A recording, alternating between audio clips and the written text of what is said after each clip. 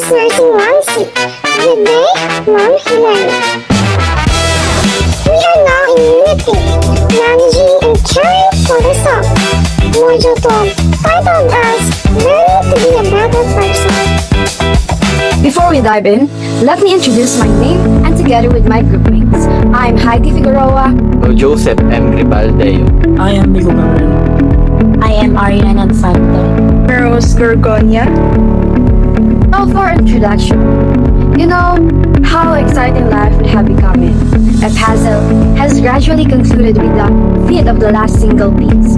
Its pieces are the different representations and conceptualization of the self of various disciplinary perspectives that we were examining of their influences, factors, and forces that shape the self, which have given color to life. Different forces and institutions are likewise identified and recognized for their impact in the development of the various aspects of self and identity. So look at the figure number 1, the different representations and conceptualizations of the self from various disciplinary perspectives. At the end of this learning module, you are expected to For objective letter A, articulate the theoretical underpinnings for how to manage and care for different aspects of life. Acquiring and manifesting new skills for self and behavioral management. Objective C is to apply new skills to oneself to function for a better quality of life. Learning to be a better person. Learning can be owned to the cerebrum since it is where high-order functions like memory and reasoning occur.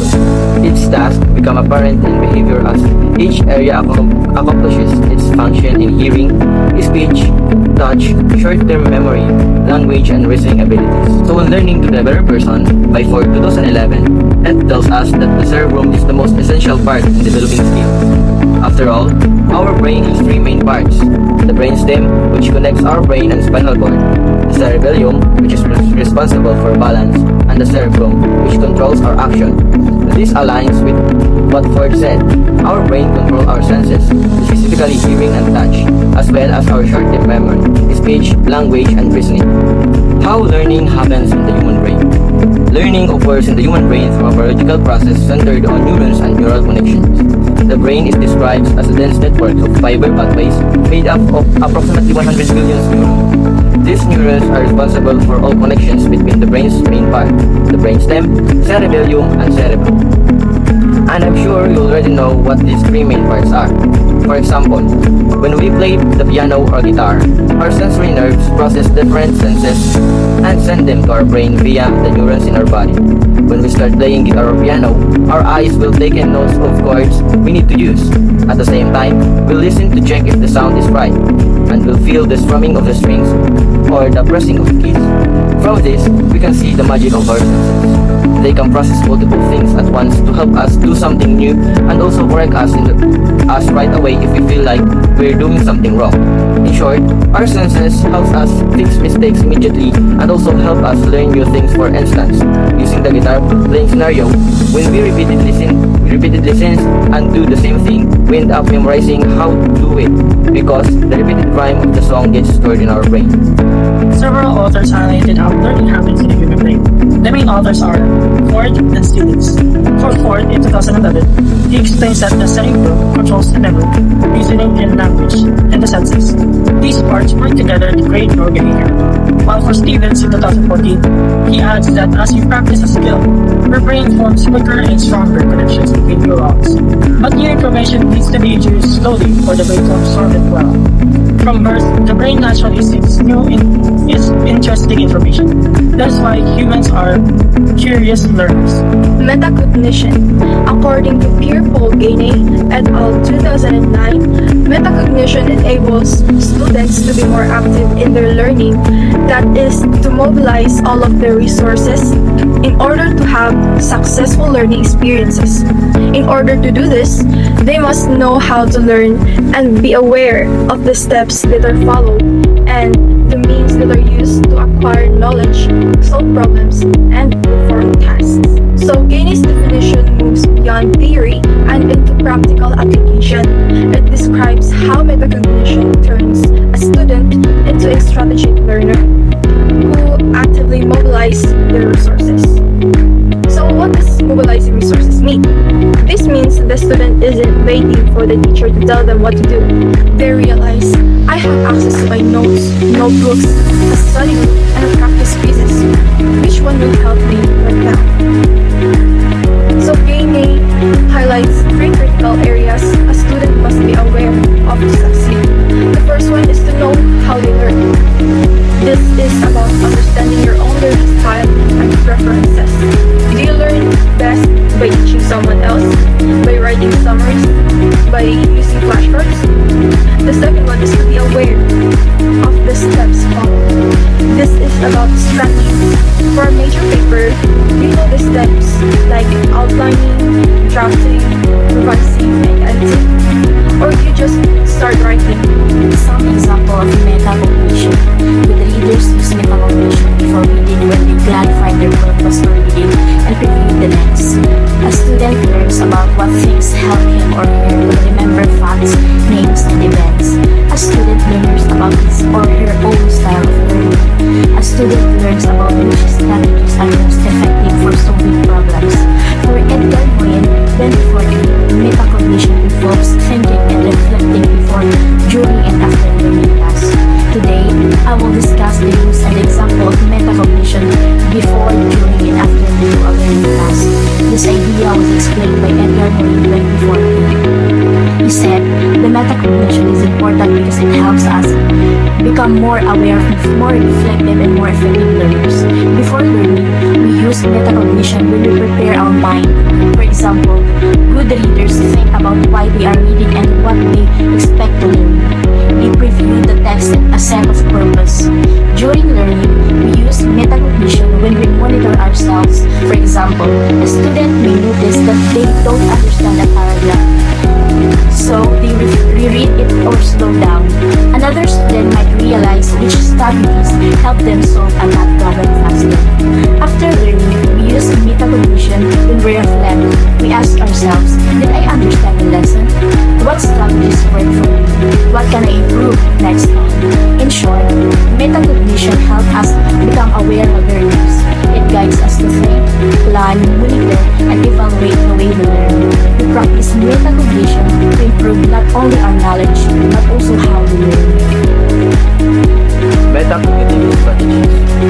Many metacognitive strategies are appropriate for use in classroom, including thinking aloud. Thinking aloud is like talking to yourself about what you are thinking when you're doing something. By doing this, you can identify what parts are confusing you and adjust how you're trying to learn. Example, you have a task to write an essay on the impact of social media on the Filipino culture. Since Filipino culture is so diverse, first, you need to think about which aspects are most affected by social media, like family, values, or tradition. Then, you can choose or focus. I think I'll start with family relationship, for example. How has social media changed the way families connect? Verbalizing this brainstorming process. It helps us organize our thoughts for the essay. Organizational tools such as checklists, rubrics. This help you structure your learning and progress. Checklists provide a step-by-step guide to complete a task, while rubrics outline the criteria for success. Example, for a group project, you can use a checklist to see what's already done and what is still pending. And you know how rubrics work. They make sure your project's concept doesn't stray too far from the assigned task. Explicit teacher modeling. This is likely for math instruction. This means teachers show how to solve problems step by step and explain how they arrive at the answer. It gives a student a clear understanding of the problem and introduces different strategies for solving. So in this page, we have the table that shows the organized detail of cognitive strategies with their definition and benefits. The strategies are rehearsal, elaboration, organization, and lastly, the analyzing. First strategy, we have rehearsal. Its definition is reciting items to be learned from a list. Its benefit, is believed to influence the attention and coding process. It does not seem to help students connect current information with prior knowledge. Next, we have elaboration. Its definition is summarizing and paraphrasing. So, the benefit of elaboration is believed to improve a student's ability to store information into the long-term memory by building internal connections between items to be learned and assisting with the integration of new information with prior knowledge. So, for organization, the third strategy, the definition of it is outlining. The benefit of it is helps learners select appropriate information and make the connections to be learned. And lastly, analyzing, problem solving, critical thinking. The benefit of it is assist student with applying previous knowledge to new situations in order to solve problems and or reach decisions. Again, cognitive strategies include rehearsal, elaboration, organization, and analyzing. Metacognitive strategies include connecting new information to existing knowledge, selecting thinking strategies deliberately, planning, monitoring, and evaluating thinking process. Types of learning strategies and support metacognitive. But first, let us recap what is metacognition. It means thinking about your thinking. These strategies help you become more aware of how you can learn so you can improve your performance. First is connecting information to existing knowledge. By connecting new information to what you already know, it will make learning much easier. Next is selecting thinking strategies deliberately. Choosing the right thinking strategy for the task so that it will be much more easier for you to complete. And last is planning, monitoring, and evaluating thinking process. Planning and monitoring and evaluating your thought process to check if you understand and to adjust when needed. There are 4 study strategies. First, practice over time. The second one is questioning and explanation. Third, producing summaries of text information. The lastly given study strategies highlighting and underlining proportions text details. And now, we will talk about 4 simple study strategies that can help us learn better. First, we have practice over time. This means studying little by little instead of cramming. Taking practice tests and reviewing regularly helps our brain remember more. Second, questioning and explanation. This strategy is about asking yourself, why is this true? And trying to explain the answer in your own words. This helps you understand the lesson deeply. Third, summarizing information. After reading, pick out the most important ideas and write a short summary. This makes the lesson easier to remember. Lastly, highlighting and rereading. You highlight key details and read them again so you can focus on the most important parts of the text. Setting goals for success. Importance of goals. Ryan 1970 as cited by Lack and Latham 2002 premised that conscious goals affect action. Thus, a goal is the subject or aim of an action. Goals affect performance through 4 mechanisms. First, goals serve as a directive function. Direct attention and effort towards goal-relevant activities and away from goal-irrelevant activities. Example, let's say that you are a student in the University of Eastern Philippines and you want to improve your grade test set. Directive function.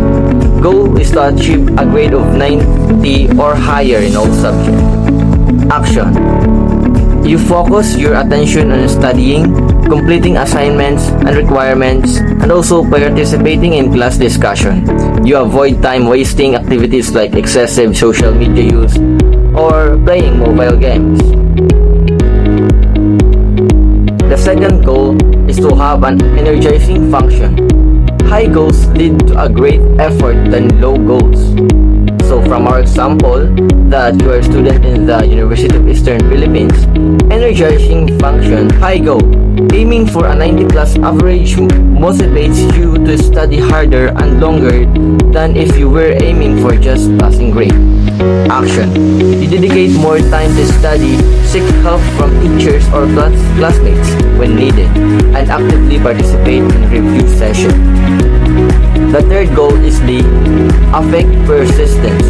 When participants are allowed to control the time they spend on a task, hard goals prolong effort. So if we use our example, the challenge, you encounter a difficult subject or a challenging assignment. Action. Because you have a high goal, you don't give up easily. Your perseverance, seek additional help and keep working until you understand the material.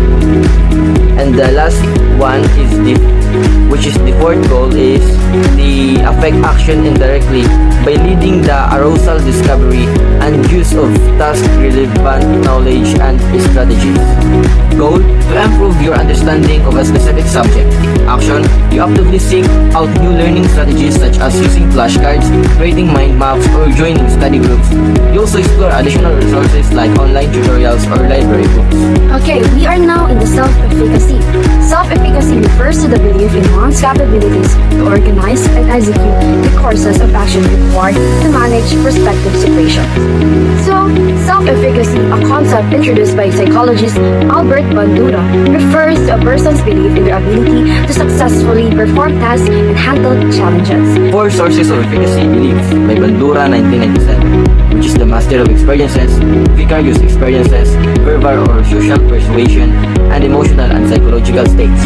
The mastery of experiences is known as personal accomplishments, the most effective way to create a strong sense of efficacy. Example, imagine a student in the University of Western Philippines who wants to become a successful public speaker. In mastery experiences, the action of the student would start by participating in small informal speaking opportunities like class presentation. The outcome would be successful presentation builds the student confidence and self-efficacy. Over time, the student seeks out more challenging speaking opportunities such as debate, competitions, or public forums. The vicarious experience. It observes the models of influences self-efficacy. Based on our situation, vicarious experiences, the student attends a public speaking workshop and watches experienced speakers deliver compelling speeches. The outcome would be seeing others succeed in public speaking, inspire the student and increases their belief in their own potential.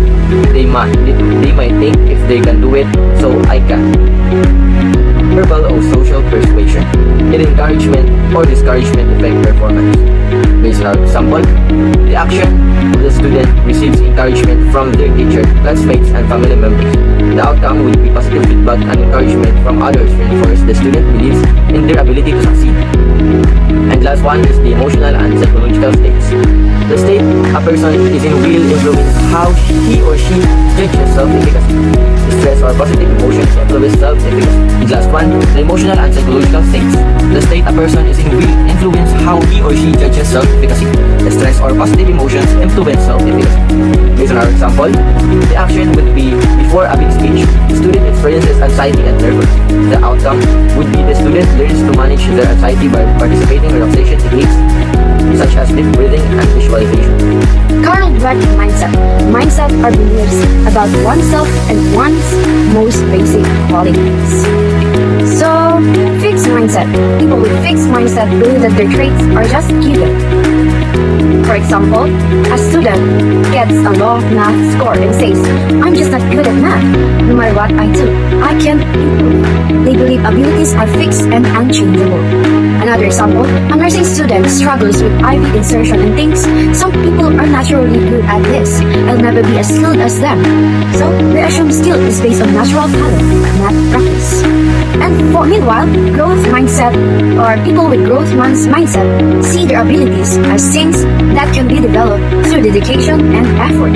For example, a student gets a low math score and says, "I need to find a better way to study. I can improve with more practice." They see intelligence as something that can grow. Goal setting theory. Goal setting is something most people recognize as necessary for their success. By understanding this theory, students can effectively apply it to the goals they set. So there are 5 principles of goal setting to motivate. Goals must have clarity. Clear goals are measurable and ambiguous. When goals is clear and specific with a definite time set for completion, there is less understanding about what behaviors will be rewarded. This is the most fundamental principle. Goals must be clear, measurable, and ambiguous. A vague goal like improve sales is ineffective. An effective goal is specific, like increasing sales by 10% in the next quarter, and has a definite time set for completion. Specificity helps a person focus their effort and resources, and the clear timeline reduces ambiguity about when behaviors will be rewarded or evaluated. The second one is challenge. The most important characteristics of goals is the level of challenge. People are often motivated by achievement, and they'll judge a goal based on the significance of anticipated accomplishment. Goals should be difficult yet attainable. Difficult goals that require stretching one's capabilities are more motivating than easy goals.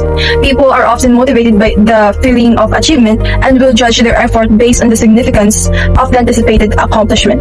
A significance challenge leads to a greater sense of pride and competence upon completion, fueling motivation. Third is commitment. For a goal to be effective, the person pursuing it must understand. Third is commitment. For a goal to be effective, the person pursuing it must understand and agree upon it. This means they must be committed to achieving it. Goals should be consistent and in line with previous expectations and organizational values. When individuals are involved in setting the goals or understand the why behind them, their internal buy-in increases, making them more likely to persist even when facing obstacles. Fourth is feedback. Regular feedback is crucial for maintaining momentum and correcting course. This provides opportunities to clarify expectations, adjust goal difficulty if needed, and gain recognition for progress. Without feedback, a person doesn't know if their efforts are moving them closer to the target. Feedback acts as a control mechanism, helping the individual confirm the effectiveness of their strategy or make necessary changes. And lastly, the task complexity. For goals that are highly complex, special care must be taken to ensure the work doesn't become overwhelming. While people in demanding roles often have high motivations, complex tasks require additional support measures to prevent burnout or frustrations. So therefore, it is important to do the following. First is to give the person sufficient time to meet the goal or improve performance. The second one is to provide enough time for the person to practice or learn what is expected and required for success. Taking care of one's health. There are two broad categories of stressors: the physiological stressors and psychological stressors. The physiological stressors are stressors that put strain on our body. These can include physical injuries, illnesses, or environmental factors such as extreme temperature. While the physiological stressors are the events or situation we interpret as negative or threatening. These stressors triggers a stress response that causes the body to secrete stress hormones such as adrenaline, cortisol, and morphine, which energizes the body and heightens our awareness. Moreover, scientists are now proposing that the stressors can be further divided into absolute stressors and relative stressors. Absolute stressors are stressors that everyone exposed would interpret as being stressors. These are objective stressors that are universal. Example, an earthquake or an tsunami. While on the other hand, the relative stressors are the stressors which only some persons exposed would interpret as being stressful. These are subjective stressors that causes different reaction in different people. Example, time pressure at work, school traffic, or paying taxes or bills. Body automatic's physiological reaction to perceived danger known as the flight or flight response. According to Folk 2017, this response is triggered when the brain perceives danger, causing stress hormones like adrenaline, cortisol, and morphine to flood the bloodstream, rapidly altering body functions to prepare for survival. These changes include physical effect, cognitive emotional effect, and digestive metabolic changes. In physical effect, it increases heart rate, rapid breathing, tightening muscles, heightened senses, redirected blood flow, and energized muscle. In the cognitive emotional effect, it's sharp focus on threats, heightened alertness, and alert brain function. And lastly, the digestive metabolic changes reduce digestive activity to conserve energy for emergency responses. Coping simply means how we deal with stress or difficult situations. One source is optimism, which means expecting good things to happen even when times are hard. Another is personal control, or feeling that we can influence what happens in our lives. We also have self-esteem, which is having confidence in ourselves and staying motivated. Finally, social support helps us cope because it reminds us that we are loved, cared for, and not alone. Social and cultural dimension of stress. The stressors are deeply tied to Filipino social and cultural norms, including work pressures, family obligations, and challenges of densely populated environments. This highlights how stress is deeply intertwined with Filipino social and cultural norms. The stressors are often linked to work pressures, such as their coping mechanism like pagsasaya, force, memory. Filipinos often mask stress with social cheer, such as singing, drinking, or lively wakes for disease to counteract grief or hardship. Social and cultural dimension of stress. Stress is not only personal, it is also shaped by culture. Different cultures have their own ways of expressing or understanding stress. First is unique cultural expressions. Namamahay, or a feeling of homesickness while staying in an unfamiliar place, often causing discomfort or trouble sleeping. Next is dalamhat, or deep sadness, caused by holding emotions inside. Next is proposed cultural adaptive solutions. Reviving cultural traditional practices like manghihilot or therapeutic massage for emotional and physical healing. Under the taking care of the self, the need for self-care and compassion, let's discuss what is self-care. Self-care is engaging in activities and behaviors that have a positive effect on one's mental and physical health. That is according to Green 2017. She adds that there is a bit of reverse golden rule aspect to the practice. That is to treat yourself as compassionately as you treat others. So we are here now in taking care of the self, the need for self-care and comparison. Taking care of yourself is important so you can stay healthy, happy, and balanced. There are 3 simple ways to practice self-care. First is physical self-care, emotional self-care, and spiritual self-care. In physical self-care, this means taking care of your body, eat healthy food, exercise, get enough sleep, and look after your health. In emotional self-care, this is about understanding your feelings, manage stress, control anger or sadness, and set boundaries to protect your peace. In spiritual self-care, this helps you feel connected and calm. You can meditate, volunteer, pray, or spend time in nature. The need for self-care and compassion. Compassion is not the same as empathy or altruism. Sure, the concepts are related. Compassion is wishing for that person to be free from suffering. The empathy refers more generally to our ability is when those feelings and thoughts include the desire to help. And lastly, the altruism, in turn, is the kind selfless behavior often prompted by feelings of compassion through one can feel. According to Paul Eltman in 2010, there are various forms of compassion and their importance. First is the familial compassion, or caregiver offspring bond. This is the compassion parents feel for their children or that family members show to the other. Next is the global compassion. Extending help to strangers. This involves showing compassion to people outside of one's immediate circle, often those in need or distress. Next is sentient compassion. Compassion towards all living beings. This encompasses compassion for animals and other living creatures, recognizing their capacity for suffering. And lastly is heroic compassion. Altruism with a risk for immediate or considered. This involves putting oneself in harm's way to help others, even at great personal risk. There are 2 heroic compassion forms. First is immediate heroic compassion. That is when, or without thought, one jumps into the MRT tracks to rescue someone. It is impulsive. Next is considered heroic compassion. It isn't done impulsively, it is done with thought, and it can be maintained for many years. We are now here in the last part of our discussion, which is summary. For summary, the most significant contribution of self-compassion is the attention given to the self, which is always associated within the body, and body is built for survival. People can cultivate kind, gentle, not rejecting, not overly prizing toward the self until it no longer suffers and has no reason to assert itself. The statement highlights that one of the most important contributions of self-compassion is how it shifts attention toward the self, the inner experience of being human, which is always linked to the physical body and its instinct to survive. Instead of treating ourselves harshly or judging our thoughts, self-compassion teaches us how to adopt a kind, gentle, and understanding attitude toward our own thoughts, feelings, and actions. So before we finally end our discussion, let's recall first our objectives. First, do you met or do you learn how to articulate the theoretical underpinnings for how to manage and care for different aspects of the self? If yes, then congratulations. Another objective, do you acquire or have you acquired and manifest new skills and learnings for managing one's self-behavior? If you have, then congratulations again. And lastly, last objective, do you apply new skills to oneself to function for a better quality of life? If so, then great job.